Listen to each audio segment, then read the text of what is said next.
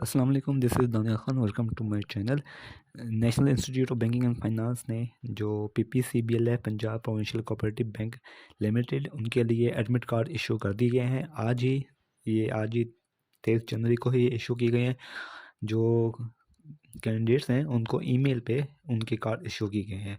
तो ये आप देख सकते हैं, ये national institute of banking and finance की तरफ से इशू किए गए हैं।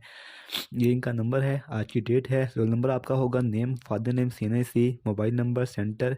ये आपने अपनी इन्फॉर्मेशन चेक कर लेनी है। Admit card Punjab provincial cooperative bank limited PBCBL, recruitment test of tellers cash officer, जो कि OG4 के लिए ग्रेड OG4 के लिए ये वैकेंसीज अनाउंस की गई थी।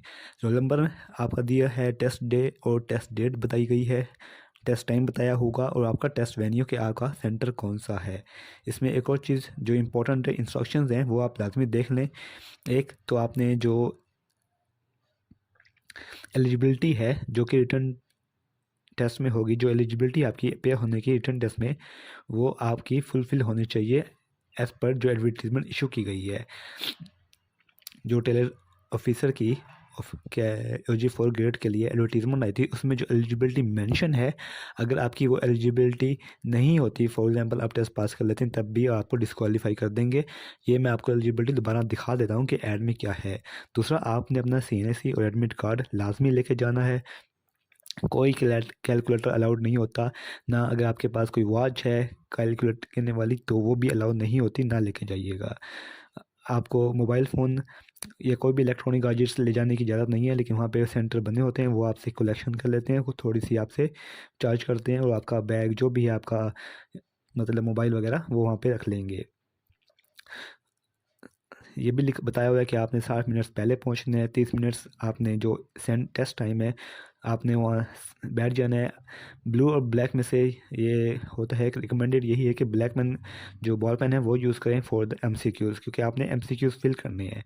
और इसके अलावा आपने क्या करना है कि कोई भी अनफेयर मीन्स या कोई कैप्चरिंग इमेजेस या कोई भी आप आपसे अगर कुछ वो हो जाता है, क्योंकि ये OTS की तरफ से नहीं हो रहा, तो इसको सीरियस लीजिएगा। ये NIBF की तरफ से हो रहा है, national institute of banking and finance. तो इसको अगर कोई भी आप पकड़े जाते हैं, किसी भी इलेक्ट्रॉनिक या प्रिंट आपके पास होता है, तो आपको डिस्क्वालीफाई कर दीजिएगा टेस्ट पेपर के लिए।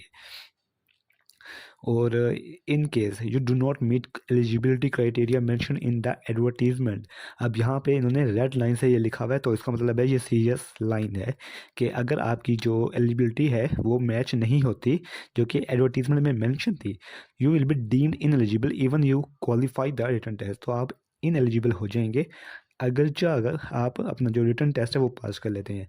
अब आपको कोई भी क्यूरीज है, आपको किसी भी हवाले से आप अपना टेस्ट सेंटर या जो भी इशू है, तो यहाँ पे उनको क्यूरीज और वो एक कॉन्टैक्ट नंबर दिया गया है, आप NIBF जो हेल्प डेस्क का, आप उनको भी कॉल कर सकते हैं।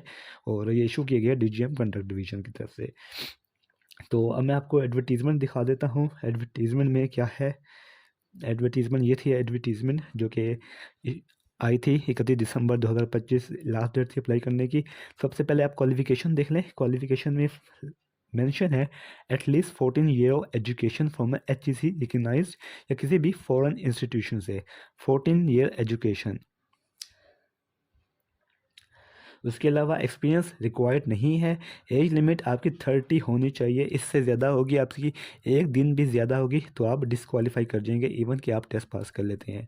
प्लेस ऑफ पोस्टिंग आपकी इस ब्रांच में किसी भी हो सकती है, कंसर्न जोन में या पंजाब में। और क्या ऑफर कर रहे हैं, वो परमानेंट पोजीशन विद जो PPCBL सर्विस स्टाफ जो रूल्स हैं उसके हिसाब से आपको रेमुनेशन दी जाएगी। अब इसमें कोई वो नहीं है कि किस में होनी चाहिए, आपका जो वो है ग्रेजुएशन है, 14 ईयर ऑफ एजुकेशन, कोई स्पेसिफिक सब्जेक्ट मेंशन नहीं है, जस्ट मेंशन है एटलीस्ट 14 ईयर ऑफ एजुकेशन।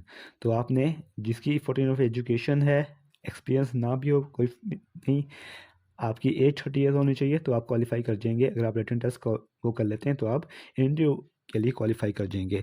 एक और चीज़ में बताने वाली ज़रूरी है कि आपका क्या होगा कि एक तो आपका जो मेरिट आएगा, एमसीक्यूज़ आएंगे। एमसीक्यूज़ को आपने प्रॉपर फिल करने हैं, जो भी आपने अगर पहले एमसीक्यूज़ दिए होंगे, एमसीक्यूज़ टाइप पेपर फिल किए होंगे एफपीपीएससी के या एफपीएससी के, तो उसमें एमसीक्यू को आपने प्रॉपर फिल करना होता है। तो उस हवाले से कोई इश्यूज़ हैं आपको फिल करने के हवाले से, ये आपका पहला टेस्ट है, तो इस हवाले से मुझसे ज़रूर पूछ लीजिएगा, वरना आपने जो सर्कल होता है उसको प्रॉपर फिल करना होता है। ये भी ध्यान में रखिएगा कि आपका जो वो है, जब आप फिल कर रहे हैं तो वो बाहर ना जाए, और हर एमसीक्यूज़ को आपने एक से ज़्यादा मिनट नहीं देना, क्योंकि आपको 100 एमसीक्यूज़ मिलेंगे और आपको 120 या 90 मिनट्स मिलेंगे, 1.5 घंटा या 2 घंटे मिलते हैं आपको। और दूसरा ये कि इसमें क्या होगा, इसमें ये नहीं होता कि इतने वाला पास होगा कि आप 40% 60% मार्क्स ले लेते हैं तो आप क्वालिफाई कर जाएंगे, ऐसा नहीं होगा। मेरिट बनेगा। मेरिट में आप, अब मेरिट कहाँ तक रुकता है, 70 तक रुकता है, 75 तक रुकता है। हर प्रोविंस का मेरिट डिफरेंट होता है। पंजाब का मेरिट हाई होता है, केपी का मेरिट हाई होता है, सिंध और बलूचिस्तान, उसके बाद आज़ाद जम्मू कश्मीर और गिलगित का होता है। तो ये कुछ चीज़ें थी। सबसे पहले आपने अपना जो जो आपको सेक्शन बेहतरीन आता है, जो सेक्शन में आप अच्छे हैं, फॉर एग्जांपल जनरल अफेयर अच्छा है किसी का, करंट अफेयर अच्छा है किसी का, जनरल नॉलेज अच्छा है किसी का, और क्योंकि कैश से रिलेटेड है, कैश ऑफिस से रिलेटेड है, तो आपने कैश की जो टर्मिनोलॉजीज़ हैं बैंक में जो यूज़ होती हैं वो भी लाजमी कीजिएगा। मैं एक 2-3 मॉक टेस्ट ज़रूर अपलोड करूँगा, तो आप चैनल को ज़रूर सब्सक्राइब कर लीजिएगा।